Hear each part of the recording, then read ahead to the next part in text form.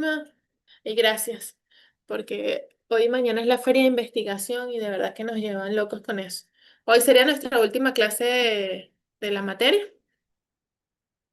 Y ya bueno, vamos a coordinar algún repaso si creen que sea necesario y ya listos para el parcial y el quiz. Ok, profe. Me voy a poner a grabar.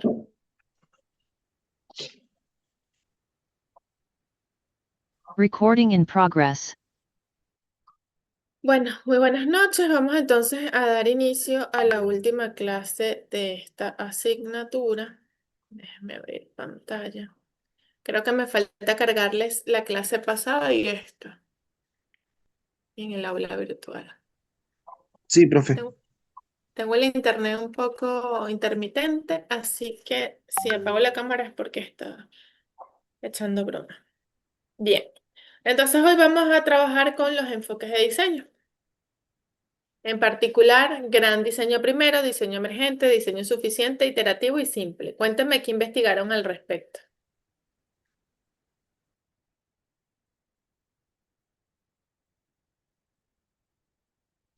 Ah,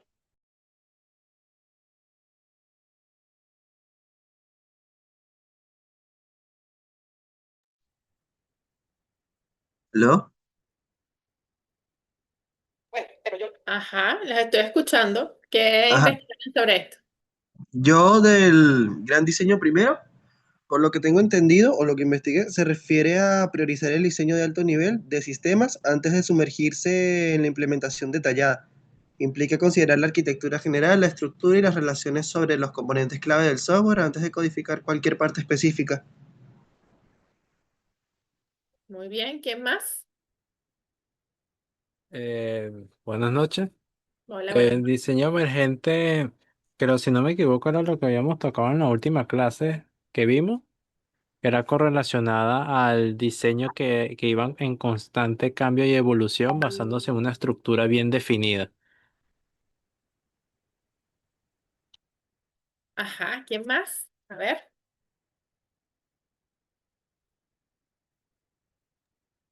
Yo también de información del diseño suficiente, investigué que se refiere a la creación de un diseño bastante detallado y complejo que permite una construcción de un software no tan detallado que se convierte en algo que sobreexplica o tiene bastante flexibilidad y tiene, y como decirlo, fue desarrollado con una gran creatividad de parte de un equipo de desarrollo. Es como un equilibrio que hay entre información para su implementación y adaptación a cambios y mejoras. Ajá, a ver. ¿Y quién más? Yo, por lo que puedo ver del diseño iterativo, es como un tipo de diseño que se encarga en patrones cíclicos y repetir. Me imagino que igual por iteraciones para ir refinando el diseño. Muy bien. Entonces, bueno, vamos a ver cada uno de ellos. Y en torno a eso tenemos el diseño de cascada y XP. ¿Recuerdan? Perdón, los métodos de cascada y XP. A ver, ¿quién recuerda y quién me explica?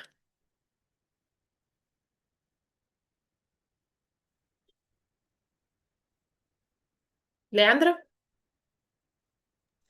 En el caso del método XP es una metodología ágil en la cual nos basamos bastante en las historias de usuario y colaboramos de manera constante con el cliente para su implementación y cada cambio se va realizando en la marcha. Mientras que la cascada, al ser un proceso pesado, es más riguroso y requiere mayor documentación. Ajá. ¿Y qué es lo que vemos gráficamente? A ver. La cantidad de procesos que se aplica en cada metodología. Ajá. ¿Y cómo es eso? ¿Cuál es la diferencia? A ver, ¿qué vemos gráficamente? Que en un caso, en el XP, va pasando varias veces por los diferentes tipos de implementaciones y tiene un ritmo bastante, ¿cómo decirlo?, bastante significativo porque cambia de manera constante, mientras que el cascada va parte por parte. ¿Qué diferencia XP de cascada? A ver, Que lo vemos cascada es un, gráficamente. que Cascada es más que todo una metodología que es secuencial. En cambio, XP Ajá. por cada iteración sucede un incremento y eso se puede hacer n veces hasta que se compre el producto. ¿Y qué quiere decir esto gráficamente? Que en cascada, como es secuencial, primero que hacemos, levantamos los requerimientos. Después que levantamos los requerimientos, vamos al análisis, ¿verdad? Vamos al diseño y así sucesivamente. ¿Y qué pasa en XP? Que todo va ocurriendo por cada iteración, ¿cierto? Sí, sí, ¿Estamos Sí, claros aquí? sí. sí. Muy bien. Entonces, en función de esto, vamos con el gran diseño primero. A ver, ¿quién más quiere hablar sobre el diseño primero? El gran diseño primero.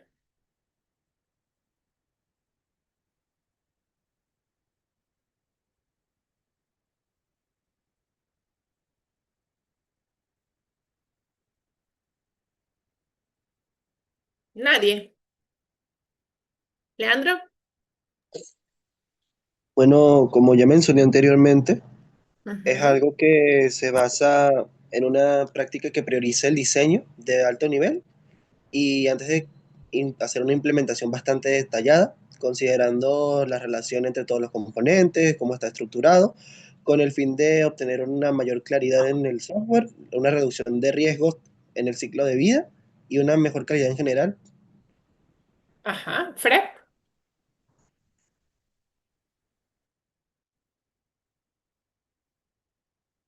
Fred, que levantó la mano.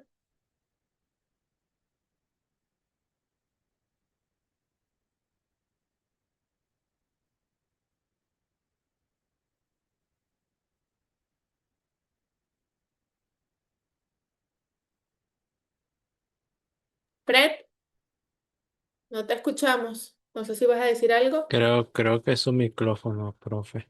Sí, no lo Iba a escuchamos. decir eso. No, Fred, no se te escucha. No, no se escucha nada.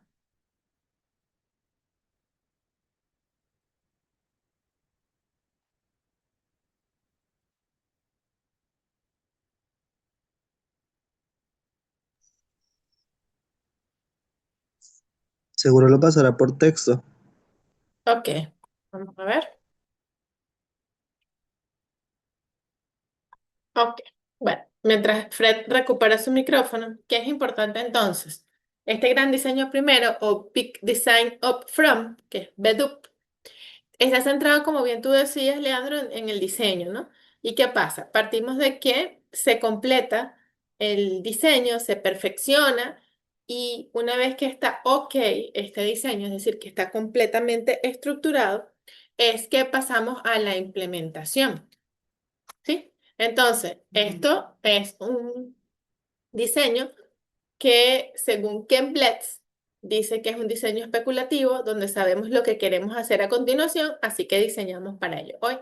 Entonces, ¿qué es lo que sostiene? Bueno, que es más barato diseñarlo ahora y después, entonces, cuando tienes el software en producción, no tienes la oportunidad de diseñarlo, sino que tienes que hacerlo antes de implementarlo y codificarlo. ¿Qué caracteriza este gran diseño primero? Es usado en un proceso tipo cascada. ¿Por qué creen que se ha usado en cascada? Porque en cascada normal, bueno, es que según la regla, es que se suele tener bien estructurado todo, casi que sin ningún tipo de cambios, para después recurrir a la implementación de ese diseño. Exactamente, porque es poco probable que se experimenten cambios significativos y los Exacto. objetivos y los requisitos se mantienen. Entonces ya tú sabes exactamente lo que quieres y la forma en que lo vas a conseguir. Por lo tanto, se basa en esa predicción.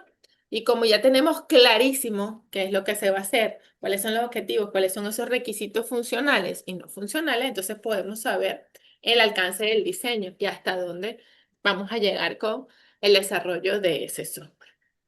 Entonces, en función de esto, eh, en la práctica hay dos roles, ¿no? Quienes programan y quienes diseñan. ¿Por qué creen ustedes que hablemos de estos dos roles? Aló, ya se me oye. Sí, Sí. Bueno, respondiendo a esta pregunta, existen los diseñadores principalmente porque es necesario dar un enfoque dentro de un proyecto, específicamente al diseño antes de exactamente hacer cualquier implementación o cosas por el estilo. Principalmente los diseñadores sirven para darle, darle un enfoque más técnico a los requerimientos que nos dan los stakeholders o cualquier otra persona interesada en el proyecto que vamos a hacer. Entonces, por eso que es importante tener a los diseñadores, más que nada, para resolver cosas como arquitectura, por ejemplo. Exactamente. ¿Y qué pasa? Ellos, cuando estamos hablando del diseño, ¿qué hacemos? Modelamos. Y modelamos qué es lo que va a estar presente en el software y qué va a ser el software, ciertamente. Entonces, aquí cuando estás haciendo ese proceso, estás aplicando la abstracción y por supuesto, ¿qué es lo que estamos preparando? Bueno, estamos pensando, bien como lo dice ahí, en los grandes problemas por adelantado. Y trabajamos ese modelado con las técnicas de diseño como ML para crear esos diagramas, que esos diagramas son los que hemos visto a lo largo de toda la asignatura. Fred dice en el chat, lo que se busca son ideas principales iniciales con el gran diseño primero, exactamente para iniciar todo. Ya lo hemos conversado, es la base.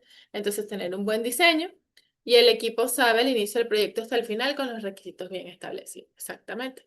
Entonces, como ya tienes claro qué es lo que se necesita, esto por supuesto lleva a que vas a tener una serie de desafíos de desarrollo, ¿no? Y partiendo de ese diseño que debe estar suficientemente claro y preciso. Y por supuesto se piensa en soluciones de diseño alternativas antes de llegar al código, es decir, estamos viendo las diferentes opciones en las que podemos modelar el funcionamiento del sistema para ir posteriormente a su aplicación. ¿Cuáles son las ventajas que me da este gran diseño primero? Primero, vale el juego de palabras. Puedes de alguna manera ver cómo sería esa solución, puedes juzgarla y puedes de alguna manera ver si puede ser buena o efectiva, ¿no? Antes de que lleguemos a implementarla completamente. Cuando trabajamos entonces con UML, que estamos haciendo todos estos diagramas, por supuesto, estamos alejando a los diseñadores de los detalles de la programación, lo cual están más centrados en lo que sería esa diagramación en ese modelado y eso que por supuesto te lleva a un nivel más abstracto, por lo que es importantísimo la abstracción en este proceso. Y por supuesto aquí los diseñadores van a pensar en una escala mayor para evitar decisiones tácticas que conducen a la entropía del software, es decir, que vamos a verlo de una manera más organizada y estructurada antes de implementarlo. Fred. Bueno, quisiera agregar algo, Ajá. principalmente con lo que usted está diciendo, porque a veces cuando a ti te toca programar algo y te dicen, por ejemplo, no sé, implementa una página web que haga X, Y, Z. Y entonces tú dices, ok, tengo que hacer esto. Y tú te pones, o sea, si tú te lanzas principalmente al código, entonces te das cuenta que el problema realmente no es cómo programarlo, sino qué programar. Entonces, Exactamente. exactamente por eso el diseño es muy importante. De definir cosas como arquitectura, modelar cosas antes, modelar las clases principales, el modelado del negocio, todo eso es importante exactamente por eso. Porque a veces el problema, bueno, más que nada el problema no es cómo programar, sino qué programar.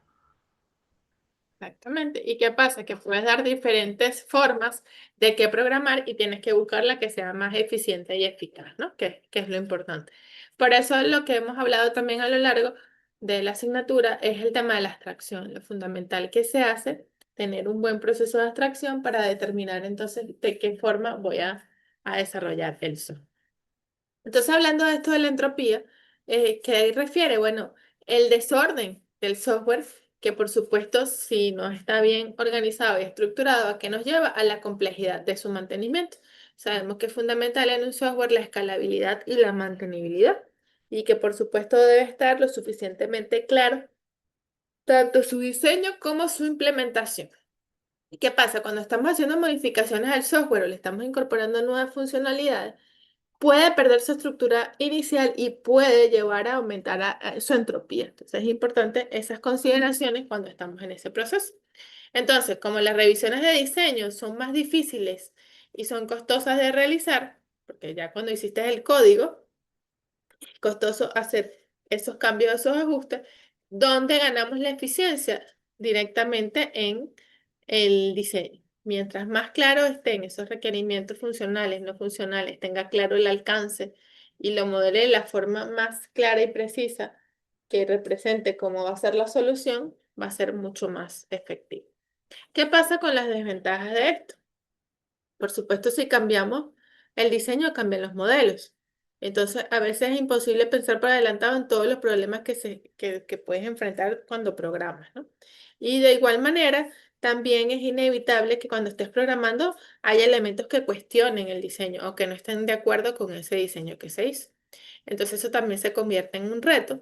Y cuando hay una necesidad de un cambio en la arquitectura y ya está en desarrollo, esto se supone que es costoso hacer esos ajustes y que esos ajustes aplican en todo, ¿no? Tanto en sus modelos como directamente en la arquitectura.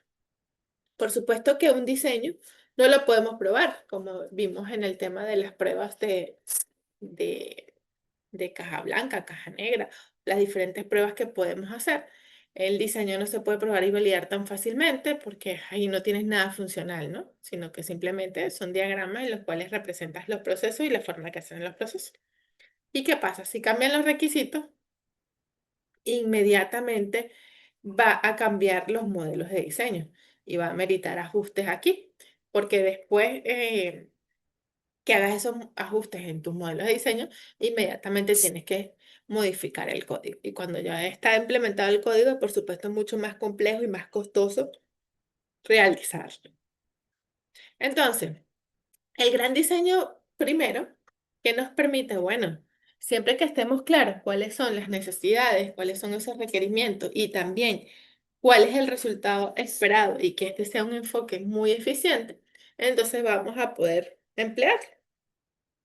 Si todos se conocen y puedes tener una visión bien clara y bien general desde el principio, entonces de alguna manera podrías evitar los posibles conflictos porque ya tendrías de alguna manera modelado todo el sistema y pudieses hasta modelar los procesos que se implementarían en el sistema. Y los costos, bueno, se pueden calcular y se conocen para tener más claro lo que sería la planificación y cómo ejecutarlo. ¿Alguna pregunta, algún comentario sobre esto? Como ven, al principio son enfoques de diseño que se pueden utilizar.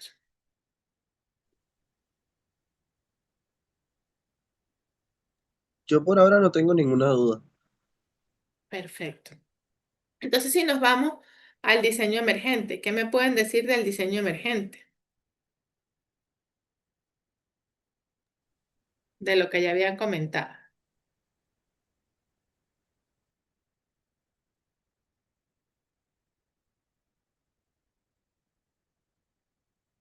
A ver. Bueno, como mencionó mi compañero al comienzo de la clase, es un enfoque flexible y adaptable donde la arquitectura del sistema evoluciona gradualmente a medida que se va desarrollando, en lugar de ser completamente definida al principio como fue en el caso de el diseño de la primeriza. Exactamente. Entonces, en este enfoque, que algunos lo llaman incremental, continuo, ágil, reactivo, emergente, también fue inventado por Ken Beth, específicamente para el método de XP, que es No Design Upfront, que es NDUP. Tiene que ver donde el diseño del sistema crece a medida que se va implementando el sistema. ¿Y qué creen ustedes que se refiere esto? Am, Este, primero Fred. ok. Am, Principalmente pienso que se refiere exactamente, o sea, siguiendo la filosofía de la metodología ágil, teniendo en cuenta que los requerimientos cambian, las necesidades cambian y todo en general puede cambiar de un momento a otro. Lo que busca este diseño emergente es tratar de adaptar el diseño o bueno, el diseño que puede generarse con respecto al tiempo. Entonces, más que ser predictivo, trata de ser reactivo. Exactamente. Leandro, Ah, primero mi compañero José. Ah, no. Ajá, José, exacto. Ah, no se preocupe, profe.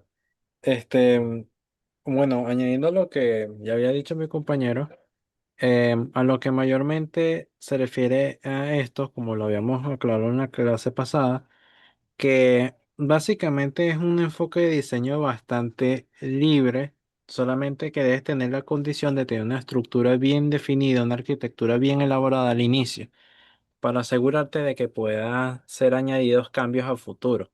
Entonces su diseño se basa mayormente en el crecimiento, en la comunicación con el cliente, todo enfocado a una evolución del programa. Exactamente. Leandro. Bueno, complementando con lo que ya dijeron mis dos compañeros, al ser un diseño de un sistema, este crecerá a medida que se desee realizar cambios a futuro o el cliente desee implementar algún cambio, pero lo importante de esto es que el diseño debe ser capaz de adaptarse a cambios bastante, ¿cómo decirlo? Cambios bastante sobresaltados, o sea, cambios de golpe, pero sobre todo que este sea capaz de funcionar correctamente, aunque estos cambios sean dados de una manera repentina. Exactamente. ¿Y qué nos dicen que en al respecto? Es un diseño reactivo donde las funcionalidades son lo único que le importa a todos. Así que diseñemos lo menos que podamos hoy para poder volver a la funcionalidad. Entonces, esto es un poco, perdón, un poco contrario a lo que vimos anteriormente, ¿no? Porque entonces solo cuando sea casi imposible agregar características, mejoraremos el diseño, pero a regañadientes. Y solo lo suficiente para irme directamente a la funcionalidad. Entonces aquí, ¿qué vemos? El diseño emergente significa que se hace un diseño mínimo o nulo para que podamos de una vez arrancar con el desarrollo de las pruebas y validar lo más rápido posible. Entonces, desde el primer momento estás adaptando la arquitectura a lo que vas a hacer. Esa arquitectura, por supuesto, se convierte en evolutiva y va a tener tres aspectos: el cambio incremental, las funciones de la aptitud y el acoplamiento directamente. Ahora, ¿qué son las funciones de actitud? Son las que abarcan la variedad de mecanismos que podemos emplear para garantizar que la arquitectura no cambie en el tiempo de forma indeseable, ¿no? O sea, métricas, pruebas y otras herramientas. ¿Y qué nos lleva con esto? Que entonces, cuando nosotros estamos trabajando con esa arquitectura evolutiva, esas funciones de actitud, como bien lo decía, métricas, pruebas, herramientas, tienen que convertirse en ese mecanismo para comprobar de forma objetiva un atributo de calidad de la arquitectura. Entonces, aquí la idea es hacer pequeños cambios y hacer procesos de retroalimentación que permita, de alguna manera, aprender cómo se está desarrollando el sistema. ¿Qué nos habla en las prácticas directamente aquí? Que cuando tenemos estas prácticas de XP de integración continua, pruebas y refactorización, es un entorno que nos lleva a este diseño emergente. Y entonces, ¿qué pasa? Aquí los programadores y los diseñadores tienen que aprender a que el diseño sea simple y con lo más claro posible y lo menos posible para representar lo que se necesita. Y por supuesto, la refactorización para mantener el diseño limpio. ¿Recuerdan lo que era la refactorización? Sí, básicamente la limpieza del código y básicamente el medio por el cual vamos a evitar los smell code. Exactamente. Entonces, cuando nosotros estamos en este proceso de diseño emergente, se trabaja con patrones de diseño que están centrados en ese estilo evolutivo, donde vas a usar el patrón solo cuando sea necesario y vas evolucionando con los patrones a través de esas implementaciones simples. Entonces, recordando un poco el code and fix, era ir rápido al código, ¿se acuerdan? Y confiar en la refactorización porque ella va a resolver todos esos problemas de diseño, ¿no? Y por supuesto esto nos da habilidades y desafíos, porque los patrones de diseño son importantes, pero hay que saber cómo implementarlo. Fred, Bueno, asumo que se utilizan patrones de diseño exactamente porque son soluciones verificadas de problemas generales. Pero claro, cuando piensas en, por ejemplo, es algo que yo he visto bien recurrentemente, más cuando me puse a investigar sobre esto. Hay patrones que, por ejemplo, no sé exactamente cómo dice, se tiene que usar cuando es necesario, porque, por ejemplo, hay gente que dice o piensa que utilizar singleton de forma, digamos, discriminada o indiscriminada es una mala práctica, por ejemplo. Y exactamente asumo que es por eso, porque cuando tienes este estilo evolutivo de diseño, se tiene que agarrar con lupas específicas, o bueno, con pinzas, porque si puede salir muy mal si no utilizas cierto criterio al aplicar estos patrones de diseño. Exactamente. Entonces, ¿qué pasa con este estilo? Ya no le das tanta importancia a ese modelado, son todos esos diagramas UML que tenemos en consideración para el proceso de diseño, y entonces aquí se centra es úsalos si crees que son útiles, si no, no los uses. Leandro, Profe, disculpe, se me cayó la conexión por un momento. Que han avanzado, me quedé en desventajas. sí, Ah, ok. avanzamos bastante. Desventajas del diseño, de gran diseño primero. No, no, yo respondí después de emergente, que No, estaba mencionando. estábamos aquí en las prácticas, no en las desventajas. Ajá, en las prácticas. Ah, ok. Sí, estamos hablando del tema de los patrones y la refactorización. Ah, ok, ok. Bien, entonces también les está diciendo que aquí solamente se usan los, los diagramas que consideren que sean necesarios. Bien, otro elemento importante es las CRS. ¿Recuerdan lo que son las CRS?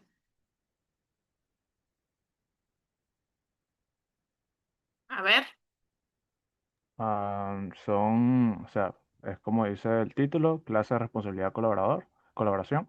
Una clase tiene unos responsables y colaboradores que ayudan de cierta forma al responsable. ¿y cuál es el propósito? El propósito, hasta donde tengo entendido, si mal no recuerdo, es que, o sea, de cierta forma es distribuir específicamente las responsabilidades dentro de cada clase. Y entonces, una persona o sea, se centra en una clase y todos los demás miembros también se centran en su propia clase y los colaboradores lo único que hacen es, por ejemplo, bueno, colaborar con el responsable. ¿Quién más?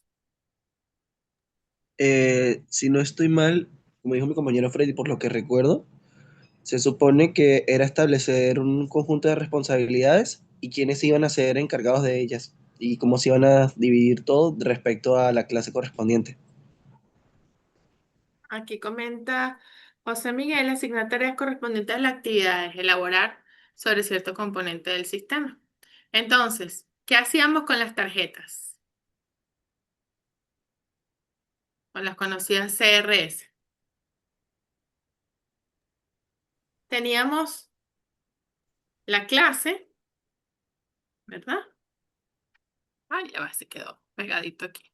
Teníamos la clase, la responsabilidad y la colaboración, ¿cierto? Entonces, ¿qué buscábamos con esto en el diagrama? UML. Bueno, no sé si tiene mucho que ver, realmente no me acuerdo mucho de esto, pero asumo que tiene que ver, por ejemplo, con el principio de una sola responsabilidad. O sea, cada uno tiene una sola responsabilidad y tiene ciertos colaboradores con los que está, digamos, conectado a nivel de modelado.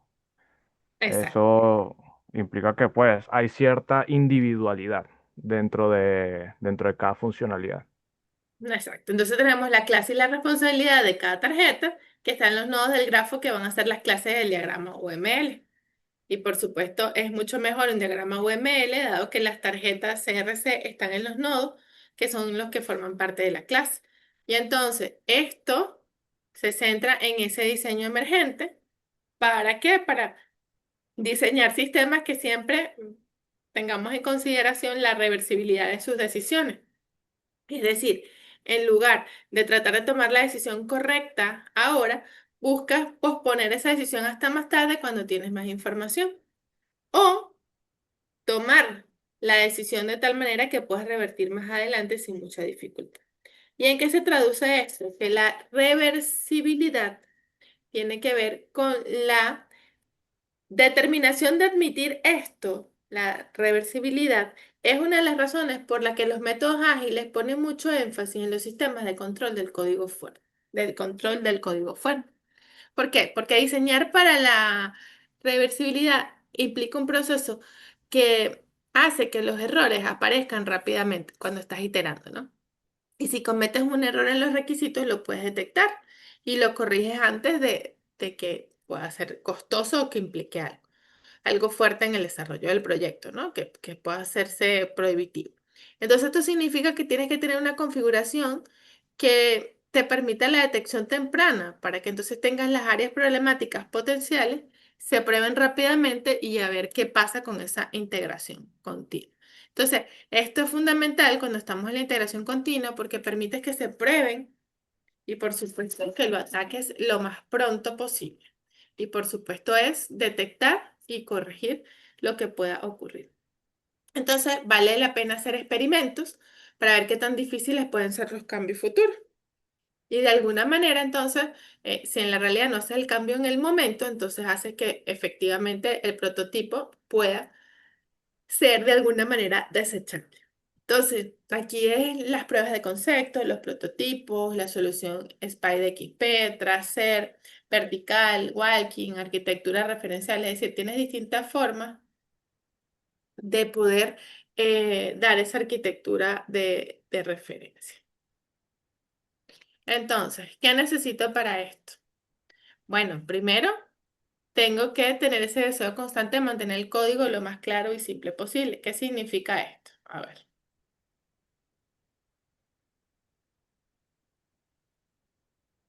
Ah, o sea, lo que yo entiendo es que o sea, mantienes el código lo más claro y simple posible, es exactamente para que cuando vayas a hacer esos cambios no tengas que preocuparte por entender el código o sea, una de las razones por no tengas que preocuparte por entender el código que ya hay hecho y así poder hacer refactorizaciones simples. Exactamente. Entonces, como conoces bien la refactorización, la aplicas para, por supuesto, tener esas mejoras cada vez que lo necesites. Y por supuesto, haces un buen uso de los patrones, no solo en las soluciones, sino también aprecias cuándo lo vas a usar y cómo evolucionas hacia ello. De igual manera, en qué estás pensando cuando estás diseñando en los cambios futuros, sabiendo que las decisiones podrían cambiar, ¿no? En el futuro. Entonces, aquí también se hace importante el comunicar el diseño de las personas que tienen que saber cómo va a estar, que lo deben entender, que deben utilizar el código, conocer los diagramas y por supuesto la conversación para los acuerdos que sean necesarios. Entonces, cuando estamos con esta función del coach en XP, es quien lleva ese liderazgo técnico. ¿Y para qué? Para que esa persona que es experimentada en el desarrollo, que tiene las diferentes habilidades, pueda transmitirlo al grupo de desarrolladores más jóvenes. De alguna manera enseña a los programadores a tomar decisiones y, por supuesto, a cómo ejecutar ese desarrollo, ¿no? Esto también lleva a las distintas habilidades, que no son solamente las técnicas, sino también las habilidades blandas de la comunicación, la colaboración, la cooperación. Entonces, este coach es el equivalente al arquitecto de software, pero por supuesto no va a tomar todas las decisiones, sino que de alguna manera motiva y enseña a los demás, ¿no? Para tomar las decisiones. Después, entonces, para funcionar un diseño emergente necesitas una fuerza que lo impulse, ¿no? A converger. Y esta fuerza solo viene de las personas que están trabajando en el equipo. Entonces, alguien en el equipo que tenga la determinación de poder llevar a cabo cada una de esas actividades, ¿no? ¿Para qué? Para garantizar que la calidad del diseño sea buena y se mantenga. Y esta voluntad no tiene que venir De todos, aunque bueno, por supuesto, genial, sí, sí pueden ser de todos, ¿no? Pero siempre son una o dos personas las que asumen esa responsabilidad de mantener ese diseño completo. Entonces, vigilar constantemente ese código. Entonces, fíjense, es esa persona que mantiene la responsabilidad, que garantiza la calidad, que vigila, que toma las medidas rápidas y necesarias para corregir el problema y que no se arregla el problema, se asegura de que alguien lo arregle, ¿no? De que ese responsable pueda arreglar ese problema. A ver, aquí en el chat que me apareció un mensaje nuevo. Ah, ok, este es bien.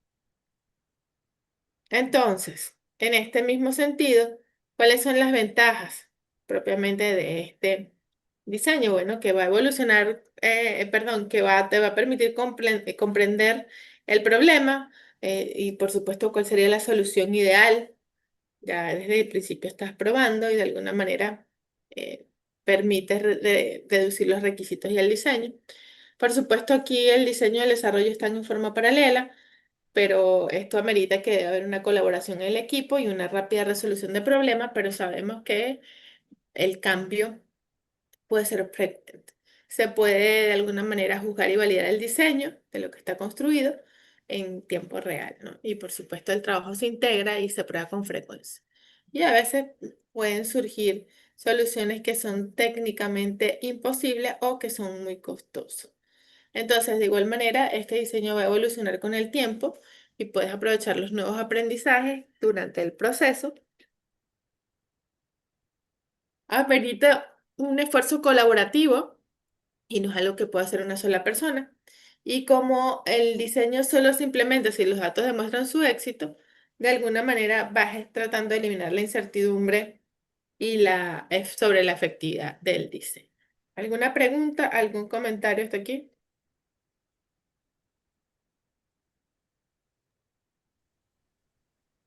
No, profe, por ahora no.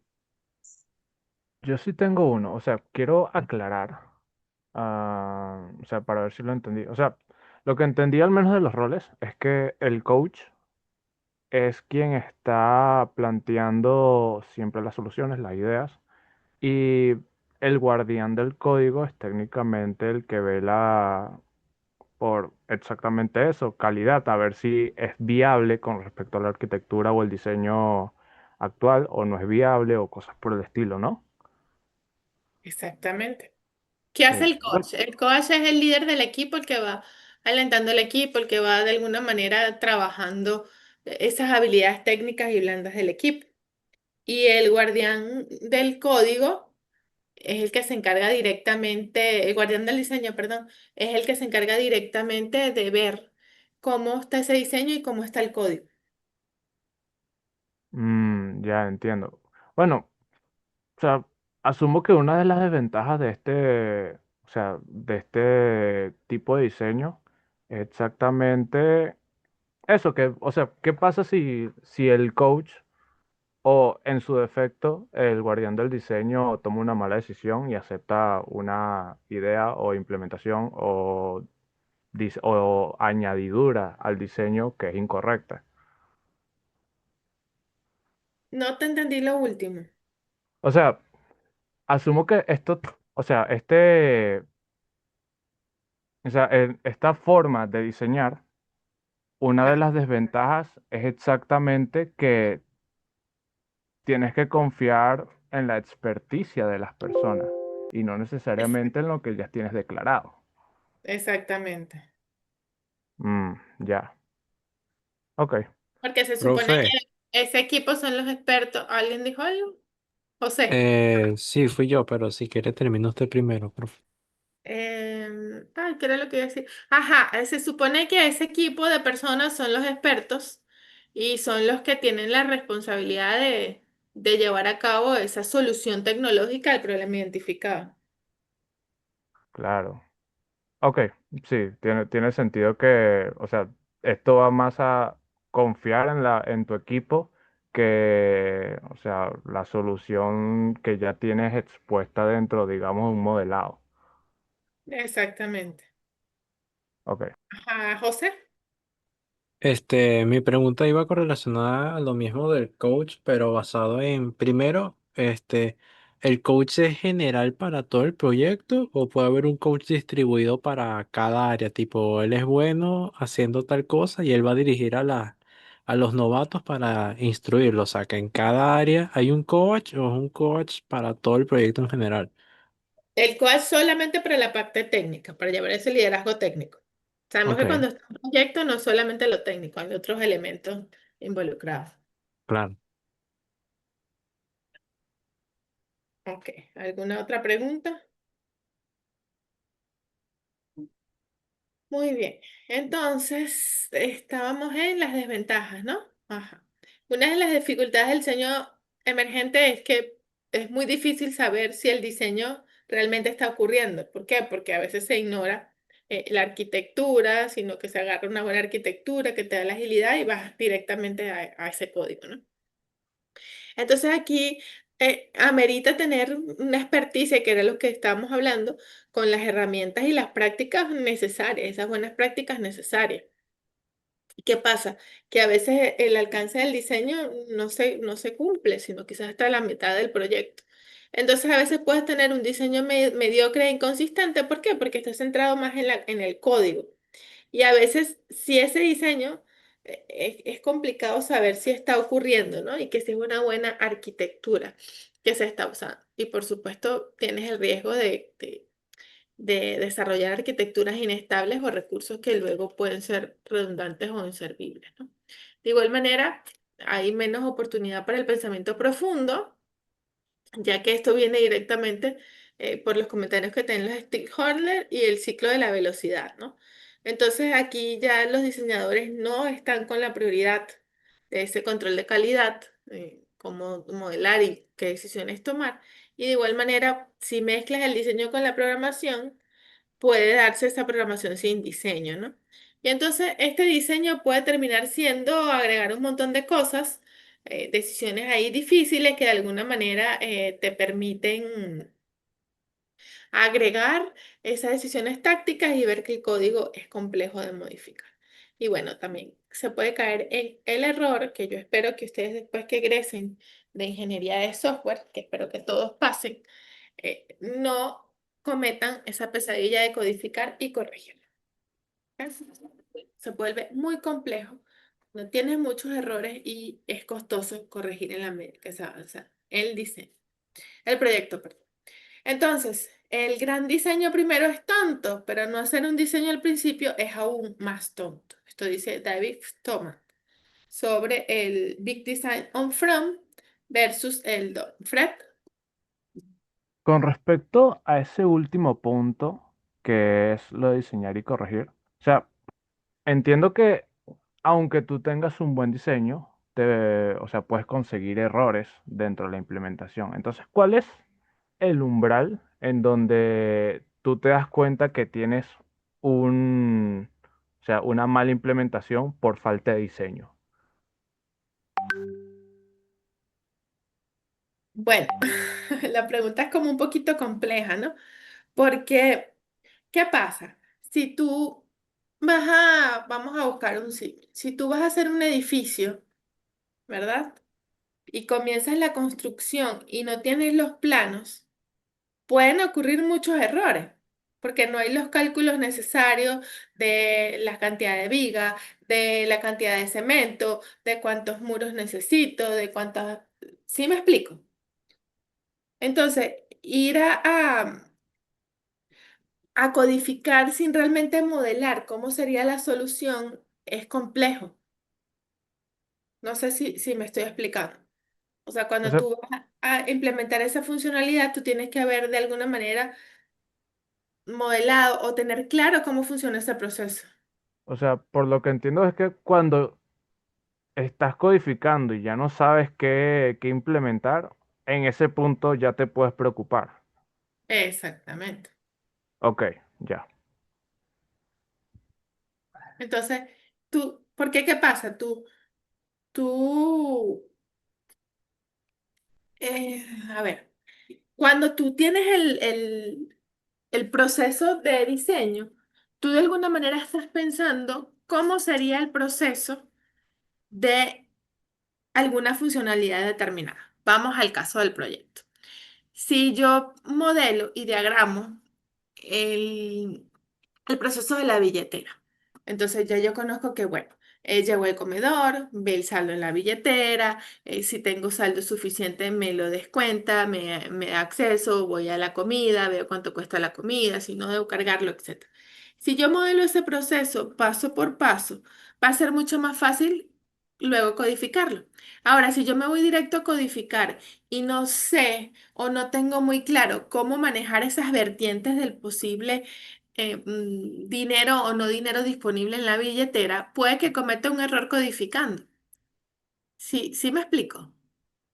Mm, Entonces, es como es una línea muy delgada el poder determinar que los problemas de que tengas en código estén relacionados directamente por la falta del diseño, porque yo también puedo tener un diseño y puedo hacer una mala implementación. mm, claro, pero asumo que, o sea, centrándonos a nivel de diseño, cuando tú estás implementando y te quedas en blanco con respecto a qué hacer, independientemente si tienes o no un diseño, ya es un problema, porque en teoría ya deberías de saber lo que tienes que hacer. Claro, pero tú puedes creer, saber y implementas lo que tienes en ideas sin analizar los posibles caminos, por ejemplo. Bueno, eso también es cierto, sí.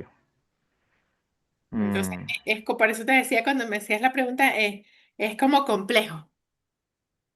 claro, sí, porque, o sea, puedes tener un buen diseño, pero mala implementación, pero mal diseño, y o sea, bajo todo pronóstico contrario, una buena implementación. Exactamente. Mm, claro, ok. Entonces, ¿qué es lo importante? Tener claro cómo va a ser la solución y ser lo más eficiente y eficaz posible, por eso la abstracción. Claro, por supuesto. Ajá. Hay otra entonces tendencia, no sé si la investigaron. Diseño, perdón. Diseño suficiente por adelantado más diseño emergente. ¿Lo vieron?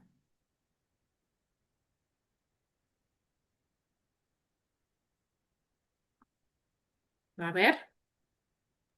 Bueno, no entiendo muy bien lo de diseño suficiente por adelantado, pero asumo que tiene algo que ver, por ejemplo, o sea, haciendo un símil con el MVP del producto mínimo viable, asumo que tiene algo que ver. José, Supongo que tendrá algo que ver con lo que se entrega como incremento, o sea, que se entrega lo suficiente para esa entrega o ese hito.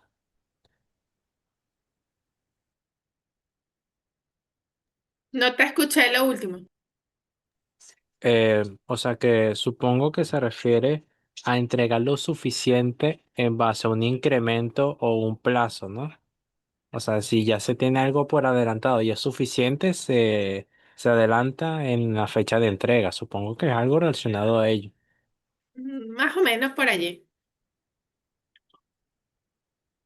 Ajá, entonces fíjense. A ver, ¿qué creen ustedes que significa esto?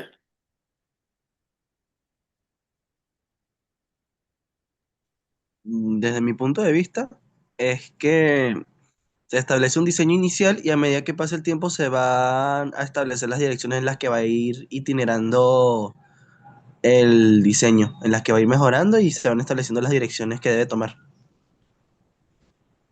Ajá, ¿qué más? O sea, tiene un poco que, o sea, agarra, podría decirse, algunas cosas que tenía el gran diseño primero y otras cosas que tiene el diseño emergente, por ejemplo. Y técnicamente agarra las bondades de ambas, porque no empieza sin nada, como en el diseño emergente, pero tampoco o sea, es completamente prescriptivo y tan cerrado como para no tener cambios dentro del diseño. Exactamente. Entonces, ¿qué es lo que tenemos, lo que parte de aquí? Viene con esta posibilidad de tener ese diseño inicial claro, preciso, que funcione, y a partir de ahí arranca ese desarrollo. Entonces, según lo que hemos estado hablando hoy, ¿qué vemos aquí? Tenemos el BDUF, el GDUF y el NDUF. A ver,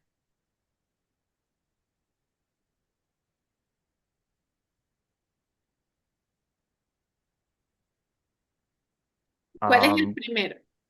¿Recuerdan? BDUF, o sea, Ajá. BDUF es Big Design Upfronts, que es Ujú. esto que estábamos hablando, que el del gran diseño primero.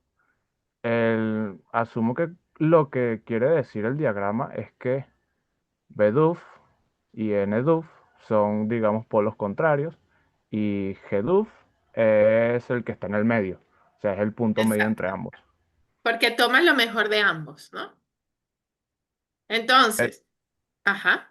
no, no, no, exactamente, sí, eso. Exacto. Es decir, prefiero el diseño planificado a la manera de codificar, corregir. Sin embargo, soy consciente de esos problemas del diseño planificado y busco una nueva dirección. Entonces, de alguna manera estoy haciendo como un equilibrio, ¿sí? Y en función de esto, Kenbet nos dice que es un diseño empírico donde se diseña en algún momento en el que se pueda aprovechar el diseño. Entonces, solo cuando sea casi imposible agregar características y mejoramos ese diseño regañadientes y luego solo lo suficiente para volver a la funcionalidad. Es decir, que trabajamos con lo que sería ese diseño suficiente para lo que vamos a hacer. ¿Qué nos dice también Kenbet? Bueno, cuando observamos que es difícil agregar cierta clase de funcionalidades, diseñamos hasta que se alivie esa presión para de alguna manera tenerlo ahí establecido. Entonces, ese diseño es suficiente. Cada equipo va a necesitar un liderazgo técnico. Por supuesto, se tiene ese diseño general, donde tienes un trabajo más detallado. De alguna manera, entonces, creas la arquitectura y, por supuesto, en el diseño que sea la base de ese conjunto de interacciones a desarrollar. Por supuesto, a que él le vas a dar ese valor y permites descubrir cuáles serían las incógnitas desconocidas a resolver allí. Tienes un modelo de dominio para comunicarte de manera efectiva con tu cliente y entender qué es lo que necesita el cliente. Y, por supuesto, puedes probar la arquitectura con experimentos más completos. Entonces, ¿qué es lo que te dice GEDUF? Reconoce que se requiere un diseño general para permitir un trabajo diseñado. Entonces, necesitamos primero una arquitectura y un diseño base para nuestros sprints. ¿Y qué me dice entonces este diseño suficiente? Bueno, debo primero, ¿qué tan detallado debo describir el tema a desarrollar? Es decir, ¿cómo abordo el problema? ¿Qué tan detallado debo describir mis necesidades por adelantado? ¿Cómo tengo tan claro yo esas necesidades que hay que implementar y que hay que responder? ¿Cuál es la mejor manera de poder desarrollarlas y poder satisfacer esas necesidades identificadas? ¿Cuánto es suficiente diseño por adelantado? O sea, ¿hasta cuánto o hasta cuándo necesito yo diseñar lo mínimo necesario para luego construir? ¿Pero qué voy a construir? ¿Cómo lo voy a construir? ¿Va a funcionar? ¿Qué tamaño deben tener esos servicios? Entonces, ¿qué tamaño deben tener los repositorios? Entonces, yo voy a tener aquí un poco de eventos versus la invocación de esos servicios, ¿no? Y objeto versus el código imperativo. Entonces, ¿qué es lo que lleva directamente a esto? Que lo suficiente es impulsado por la naturaleza del problema, de tener claro entonces y cuál es ese problema y cuáles son las necesidades. Entonces, ¿qué hace? Cuán complejo y cuán numerosas y fuertes son las interdependencias entre los elementos. Entonces, aquí, ese suficiente diseño por adelantado quiere decir que se ha hecho lo suficiente de diseño, no que alguien haya tenido suficiente diseño, no, que hice lo suficiente diseño para comenzar a codificar. Si lo vemos gráficamente aquí, ¿qué pasa con el BDUF? Describimos todas las características del vehículo como un catálogo y muy rápidamente afirmamos que sería un automóvil. ¿Y qué tipo de automóvil es? ¿Lo vemos ahí? Ahora, Sí, ok, Sí, con Heduf, ¿qué pasa? Me queda claro que va a haber un vehículo que va a tener unas necesidades importantes. Ahora, la forma en que estos se satisfacen explícitamente solo lo haré evidente en el desarrollo, ¿no? Porque hay más de una posible solución, ¿no? Entonces, que no tenga que ser quizás un automóvil motor diésel 6 cilindros, etcétera, sino que lo va a hacer. ¿Y qué pasa con Eneduf? A ver. O sea, técnicamente no sabemos qué va a haber en el, Exacto, en el lugar del carro. exactamente. Esa es la mejor explicación. ¿Si la ves más claro así? O sea que en el JEDUS básicamente es que se tiene bien estructurado las características de ese objeto o clase, pero no un diseño acorde a lo que se tiene que modelar. Algo así. Ajá. Piensa que tenemos una flor ahí. Leandro. Es más que todo una duda. En el NDUF es como no tenemos una idea en específico de qué va a haber y y qué se debe construir y se va a ir itinerando al paso que tengamos. Ajá, porque ¿qué significa el ENEDUF, que es el que acabamos de ver? ¿Qué hago? Vamos a recordar aquí. ¿Qué hago lo suficiente? O sea, no, en EDUF es Perdón, non-design. exacto. Que Ajá, ese es no tomo el diseño. Y en JDUF, que es el que vimos ahorita, es el diseño suficiente por adelantado. Entonces, iba a ir a este esquemita que vimos aquí, ¿no? Que Ujú. teníamos claro que el GEDUF está en el medio.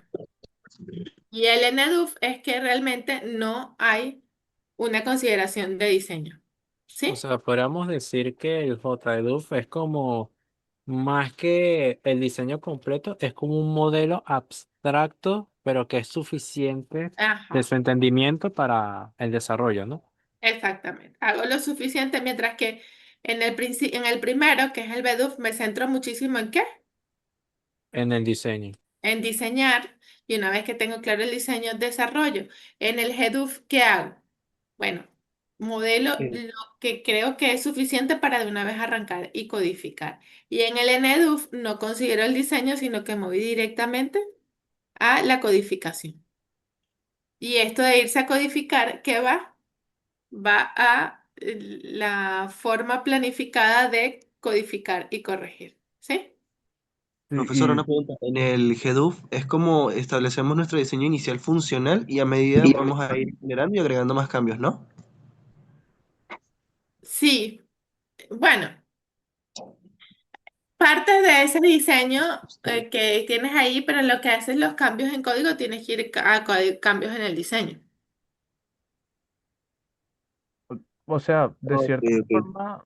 de cierta forma se puede ver como, o sea, por niveles, siendo en EDUF nada de diseño Ajá. y BEDUF todo Un el diseño que intermedio. tú puedas.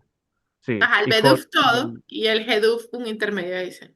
sí, en GEDUF es, o sea, en parte sí y en parte no. O sea, tienes lo suficiente como para poder saber qué hacer. Exacto. Tienes lo suficiente en este caso para saber que es un vehículo.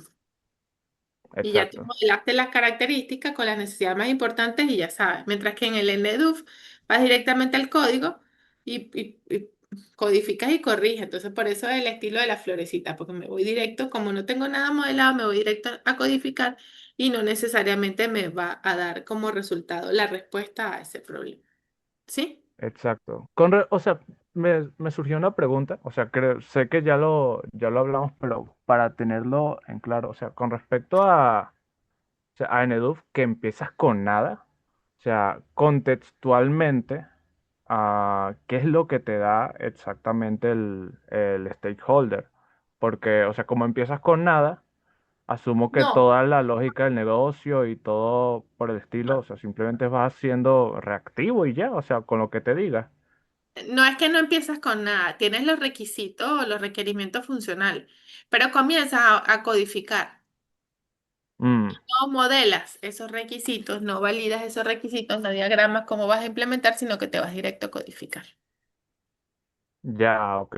Es lo que ustedes deben haber hecho en algunas materias por ahí que se van directo a codificar al producto final y no habían visto nada de ese modelado. ¿Sí? Claro, sí, por ejemplo en estructuras de datos. Ujú. Entonces ya se supone que ustedes viendo ingeniería de software son capaces de analizar, de diseñar y después implementar. Construir y por supuesto después probar. Entonces, ¿cuáles son las necesidades más importantes? Tener siempre el mínimo producto viable. ¿no? Para poder definirlo de antemano. Saber en qué punto del tiempo y en qué grado de detalle deben estar disponibles esas necesidades, o sea, tener claro cuál es el problema que voy a resolver y el equilibrio entre el valor comercial y, por supuesto, el riesgo técnico. Entonces, por ejemplo, el pensar en el riesgo técnico se impulsaría a proporcionar menos algo de una internacionalización temprana para mitigar el riesgo de que luego sea un cambio complicado, ¿no? Porque si lo tienes en producción y lo están utilizando en diferentes países, por ejemplo, entonces si haces un cambio, ¿cuál sería el impacto? Entonces, la arquitectura representa decisiones importantes. ¿Por qué? Porque la importancia se mide por el costo del cambio y los cambios que ameriten hacer. Esto nos dice Butch. Entonces, ¿qué es importante? La arquitectura probable. Desde un primer momento tenemos que saber en qué lenguaje vamos a trabajar y qué framework vamos a utilizar. Con esto entonces puedo saber las tecnologías del lado del cliente y las tecnologías del lado del servidor.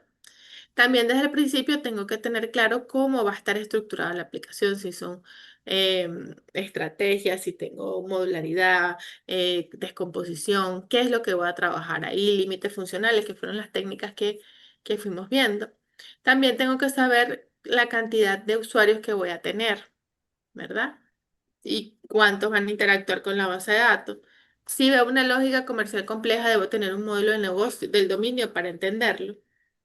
Y por supuesto, en caso de duda, tengo que irme por la simplicidad, ¿no? Errar por el lado de la simplicidad. Simplificar la arquitectura es parte de la misma, ¿no? Y que de alguna manera se está desarrollando. Entonces, dame un segundito.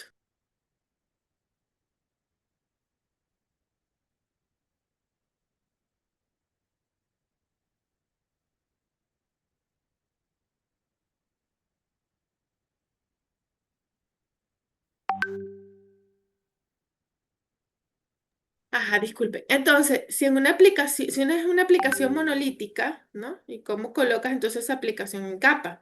O si es una arquitectura de microservicios, ¿cuál es el enfoque que debo tener para manejar el servidor web? Entonces, esto todo lleva a decisiones de de la implementación. Si estás haciendo un sistema de software monolítico, es probable que la elección del lenguaje sea más importante por varias razones. Entonces, si trabajas con la adopción de una arquitectura de microservicios, reduces la importancia de los lenguajes de programación que elijas, ¿no? Porque tienes diferentes compensaciones que debes analizar, porque se supone que con microservicios no importa el lenguaje que utilices si tú vas teniéndolo por capa. Ok, aquí hay algo en el chat. Ok, como una versión beta. Exactamente, el mínimo producto viable. Entonces, ¿qué pasa? Los equipos deben entender lo que van a construir. Y entender lo que van a construir implica cómo lo vas a hacer. Esto es un alto nivel. Y por supuesto, si yo sé lo que voy a construir y lo entiendo y tengo una idea de cómo lo voy a hacer, el diseño va a funcionar. Entonces, yo puedo tener una sesión de diseño rápida donde yo discuto cómo sería ese diseño.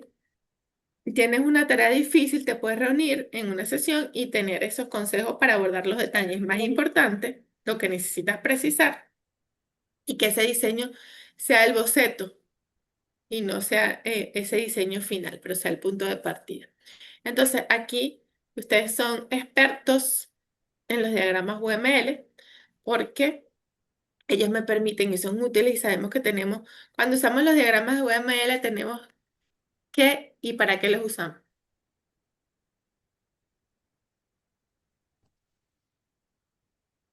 Fred, Se refiere a, o sea, la ¿qué razón por hacemos la con que los diagramas nosotros, UML? ¿Qué hacemos con los o sea, diagramas UML? lo que hacemos con los diagramas UML específicamente es, además de modelar y, o sea, cosas, digamos, cuasi técnicas, realmente lo que nosotros hacemos es plasmar ideas en un lenguaje que todo, o sea, que todos podamos entender de forma técnica. Entonces, cuando tú diagramas, lo que realmente estás haciendo es proponer una idea, un modelo, una estructura. Y asumo que por eso es importante diagramar y modelar. Ajá, pero los diagramas UML me permiten hacer dos cosas. ¿Recuerdan? Ah, sea, sé a lo que se refiere, pero se me olvidaron los verbos. José, vamos a ver si José sí se acuerda. Bueno, que yo recuerde, los diagramas UML nos ayudan a dos cosas: a determinar el comportamiento del programa y la estructura del programa. Exactamente. Es comportamiento y funcionamiento, ¿no? Leandro. Bueno, como dijo mi compañero, ver también nos permite tener una idea principal o establecer una idea inicial para el proyecto, ver la interacción que puede tener varias clases y establecer qué atributos y métodos poseerá cada uno, para ver Ujú. su ciclo de vida en general. Exactamente. Entonces, con estos diagramas, ¿qué hacemos? Una lista donde tomamos las decisiones de diseño por la verificación que podemos dar visual. Exploramos ese diseño antes de codificarlo. Esto me lleva a una comunicación más efectiva, donde no, en teoría no hay ambigüedades. Y tengo las cosas importantes y lo que no es tan importante lo desecho, ¿no? Es importante aquí el tema de la abstracción. Se debe aconsejar siempre cómo usar bien estos diagramas y, por supuesto, aprovechar la combinación de CRS y UML es más útil, ¿no? Para lo que estamos haciendo. Entonces, dibujamos las clases importantes, vamos a mostrar los atributos y operaciones importantes que apliquen, dibuja los diagramas de secuencia para algún caso de uso escenario si es necesario. Aquí debemos usar bien los diagramas que nos den la información que necesitamos, porque entonces aquí esta documentación se basa en el problema que se observó, en la situación problemática. Entonces, ¿qué es lo que yo necesito? Bueno, los diagramas que me puedan dar respuesta de cómo resolver ese problema. Y por supuesto que yo pueda mantenerlos actualizados, trabajar también con esos diagramas que yo pueda tenerlos ahí a la mano, por ejemplo, en la pared donde esté programando y donde esté trabajando. Por supuesto, son la referencia para todo el equipo y el código es el depósito de la información, ¿no? Los diagramas te resumen y te resaltan las cuestiones importantes y con el código vas directamente a la implementación. Entonces, aquí es bueno saber el dominio, esto lo vimos al principio, ese modelo conceptual del dominio, porque puedo entonces entender con un sistema de nombres cuál es ese dominio donde está inmerso ese problema. Mantener ese conjunto mínimo y simple de notación para que el diseño sea preciso y me dé toda la información necesaria. Uso el vocabulario del dominio, pero hablando la terminología de los expertos para que yo pueda entender y comunicarme con ellos y por supuesto con los desarrolladores. Y por supuesto el modelo no va a ser directamente el que coincide con los diseños de clases, pero te da un vocabulario común en todo el dominio para entender el problema. Siempre es importante involucrarse en ese dominio para dar una respuesta mucho más acorde al contexto y más efectiva. Después tenemos el diseño iterativo. ¿Qué es el diseño iterativo? Y para eso quiero que lo que vemos aquí en la gráfica lo explique. A ver. Bueno, el diseño iterativo realmente a lo que se refiere es que cuando, o sea, supongamos que tú tienes un diseño inicial y, o sea, tratas de alguna forma mejorarlo con respecto al tiempo, cosa como que sucede en RUP o en XP y no en cascada porque, por ejemplo, el diseño, o sea, la fase de diseño o planeación viene simplemente las primeras y después no se repite más. Lo que busca el diseño iterativo es, a partir de una idea principal, ir mejorándola y refinándola con el tiempo hasta que se llegue a un diseño aceptable o viable, podría decirse. Ajá. A ver, ¿quién más?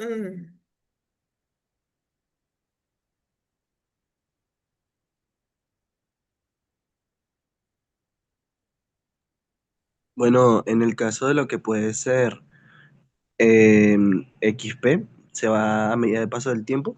Como pueden haber una gran cantidad de cambios, ocurren de una manera no tan lineal y se pueden producir uno o varios incrementos en una fase inicial. Y en el caso de RUP se establecen fases que al comienzo, si observamos la gráfica, la más pesada o la más tardía es la roja, pero a medida que va avanzando se van disminuyendo y las otras van incrementando porque ya son diseño, implementación y casos de prueba que se pueden tomar en cuenta. Ajá. Y entonces, ¿qué es lo que significa ese iterativo en el software? Ah, Cambios e incrementos dentro Exacto. de tu propio diseño. Exacto, porque tenemos que nuestro proyecto va a tener ciclos o iteraciones y que pasa en cada iteración un proceso completo. Recuerdan que generamos un incremento, que lo vimos al principio. Claro Sí, Tenemos un que es que- incremento en una fase. claro ¿Ah? que es la forma evolutiva dentro de los Exacto, incrementos. exacto. Y que ocurre en todas las fases, porque entonces tenemos la planificación, el diseño, la implementación y la prueba. Y por supuesto repetimos porque vamos codificando y vamos generando nuevos incrementos. ¿Sí? Ajá. sí, profe. Sí, ¿Recordamos profe. esto? Sí. Muy bien. Que iba pasando en cada iteración. Entonces, el diseño iterativo, ya sabemos que tenemos una consecución de una arquitectura que es robusta y que por supuesto la obtenemos como producto de las primeras fases, ¿no? En las primeras iteraciones. En el inicio tenemos una arquitectura esencial, satisface los requerimientos, evita los riesgos y resuelve. Después en elaboración establecemos esa línea base de la arquitectura que va a guiar todo el resto del desarrollo y por supuesto hacemos una evaluación inicial de la misma, podemos cambiarla, ajustarla a las necesidades. Y los casos de uso. Ajá, Bárbara, ¿ibas a decir algo? No, disculpe. Ay, no, profe. Se Tran- silenció esto. Lo que pasa es que voy a tran- cenar. Tranquila.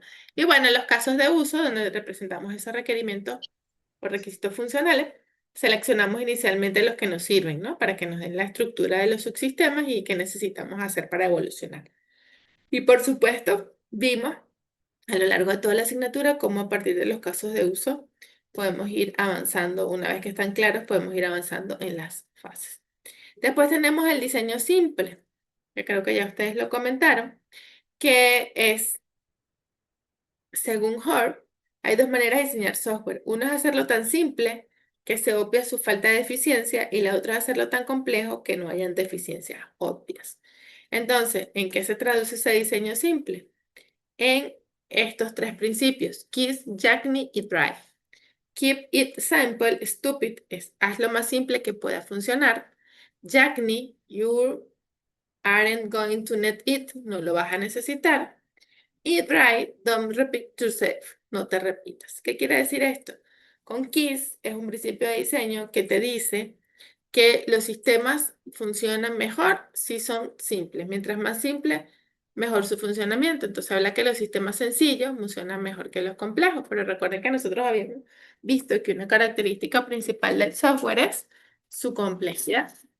Entonces aquí hablan de que la simplicidad debe ser mantenida como un objetivo clave en el diseño y que se puede evitar cualquier complejidad. Es decir, hazlo sencillo y evita las complicaciones innecesarias.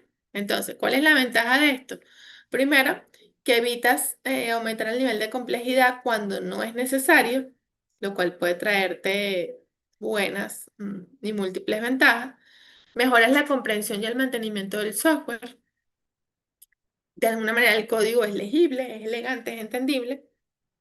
Y evitas tener una estructura y un código que sea engorroso y que sea sucio. ¿Alguna pregunta, algún comentario?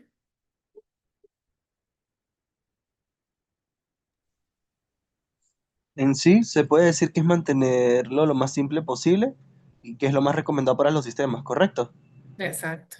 Mientras que Jackney nos dice que no se debe agregar ninguna funcionalidad solo cuando sea necesario. ¿Y esto qué te dice? Cuando se desarrollan nuevas funcionalidades, a veces se sacrifica el tiempo que se destinaría para esa funcionalidad básica, dado que las nuevas características deben ser depuradas y documentadas y, por supuesto, soportadas. Entonces, puede llevar esto a que se agreguen nuevas funcionalidades y como resultado tengas un efecto de la bola de nieve, que es decir, consumes tiempos y recursos y no tienes beneficio. Entonces, es importante que hasta que no esté bien claro qué es lo que se necesita, no sabemos qué es lo que vamos a hacer. Entonces, puede suceder que cuando requieras una nueva funcionalidad no funcione correctamente. Entonces, esto es lo que nos lleva a que tenemos que analizar bien lo que vamos a implementar y evitar ese código inflado donde tenemos muchas líneas de código y no proporcionan nada a la funcionalidad. Es decir, lo vimos en los ejemplos de la semana pasada. Entonces, con la nueva funcionalidad pones límite a lo que podrías haber hecho en el futuro. Fred, Bueno, esta es una pregunta que debería ir después de que usted explique Kish, Yagni y el último, pero, o sea, con respecto a, digamos, la clasificación que habíamos dicho con los tres primeros que vimos, ¿dónde quedaría el iterativo y el diseño simple? ¿cómo así? O sea, porque, por ejemplo, tenemos el de no diseño, tenemos el diseño justo y tenemos Ajá, gran diseño. ajá. Diseño Ese es simple, un ¿qué será? enfoque donde se basa en el diseño. Aquí en el simple, que es el que estamos viendo ahorita, te dice que un diseño simple se basa en estos tres principios. Ok, entonces técnicamente tanto el iterativo como el simple tienen sus propias categorías quitando estas tres. Exactamente, porque en el iterativo tú lo que te centras es en hacer el recorrido por todas las fases, generar el incremento e ir a la siguiente. Claro, sí, Y aquí lo que te están diciendo con el diseño simple, bueno, hazlo sencillo que funcione, que responda al problema. ¿Ves? claro, entiendo. Ya, Entonces, cuando le dices hazlo simple y que sea fácil de entender, que se pueda leer, que pueda tener fácil mantenimiento, también te dice, bueno, pero ya va, no agregues más funcionalidades, sino cuando sea justo y necesario. ¿Por qué? Porque entonces te puede ensuciar el código. Entonces, si no tienes muy claro la funcionalidad que vas a incorporar, entonces no lo hagas. Y Drive te dice que promueve la reducción de la duplicación debido a que incrementa la dificultad en los cambios y la evolución. Es decir, no dupliques, no hagas esa duplicación del código, aplícalo de forma eficiente para el proceso de cambios, porque si tú lo haces en varios lugares, cuando cambias uno tienes que cambiar lo otro. Entonces, si algunas partes del proceso están repetidas por varios sitios, eso va a ser un caos total, porque si ocurren fallos provocados por esto, después cómo vas a ajustar y a modificar en todos los lugares donde está ese código repetido. ¿Sí? ¿Estamos claros con todos estos enfoques? Profe, pero una pregunta. ¿Estos tres principios están por separados o forman parte del propio, el propio concepto de diseño simple? Son del propio diseño, son propios del concepto de diseño simple. Por eso aquí dice el diseño simple es aquel que, fíjate que te lo dice Jorge, que es obvio ese diseño y para que sea ese diseño simple son estas tres cosas. Hazlo simple que funcione, no incorpores cosas que no vayas a necesitar y no repitas código. Ok, o sea, mantenerse en lo principal del proyecto sin agregar nuevas características innecesarias. Exactamente. ¿Alguna otra pregunta, comentario, Fred? bueno, es más como dato curioso. No sé si ustedes lo saben, pero Python se basa en, o sea, su implementación y su arquitectura se basa en el diseño simple. Porque de hecho en la misma documentación te lo dice, te nombra los principios KISS, el YAGNI y el DRY. Exactamente. ¿Y tú usas Python? Sí, sí conozco Python y he trabajado con él algunas veces. Excelente. ¿Alguna otra pregunta? ¿Algún otro comentario?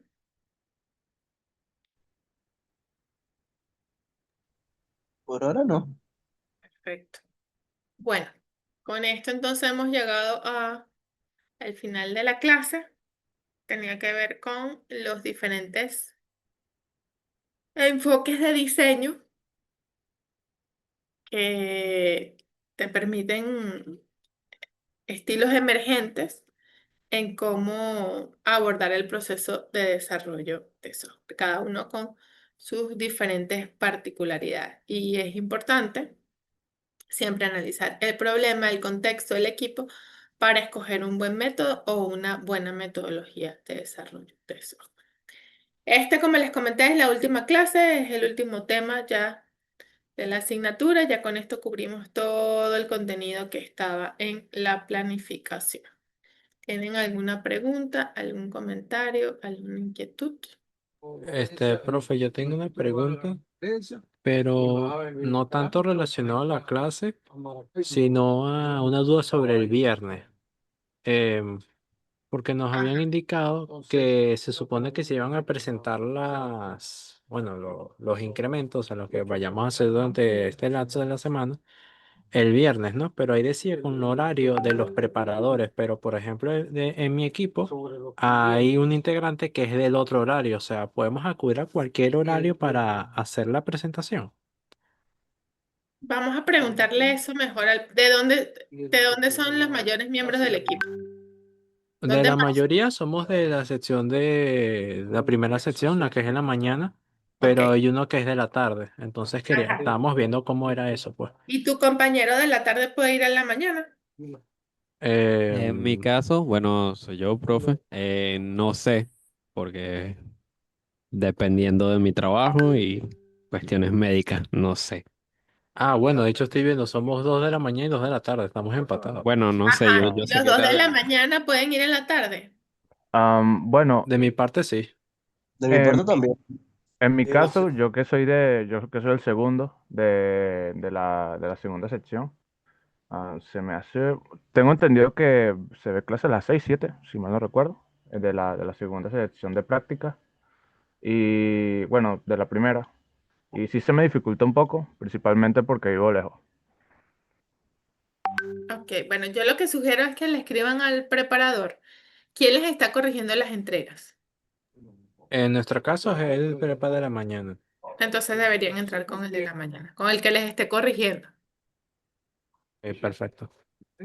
con el que les esté corrigiendo. Y ese día van a presentar entonces ese incremento. Ya les quedaría el parcial. Habría que ver si ustedes quieren hacer una clase de repaso y la semana que viene. Lo cual no debería o no recomendaría que fuese el miércoles, porque el miércoles es la entrega de medallas de posgrado a las 3 de la tarde. Entonces no sé qué tan corto, qué tan largo sea el acto y que pueda llegar a la clase a las 6 o un poquito más allá de las 6. Igual podemos verlo en el transcurso del día. El Ah, quiz lo tienen el viernes 25, el próximo viernes, y el parcial lo tienen el lunes siguiente. Profe, una pregunta con Profe, respecto una al parcial. pregunta. Habían dicho que No va, pero uno por uno, la... por fin. Ajá. Bueno, la mía va a ser un poco rápida. Con respecto a lo del parcial, ahora habían dicho que en vez de las 7 iba a ser las 8, ¿no? Sí, igual ya Ok. eso fue lo que le planteé al profesor.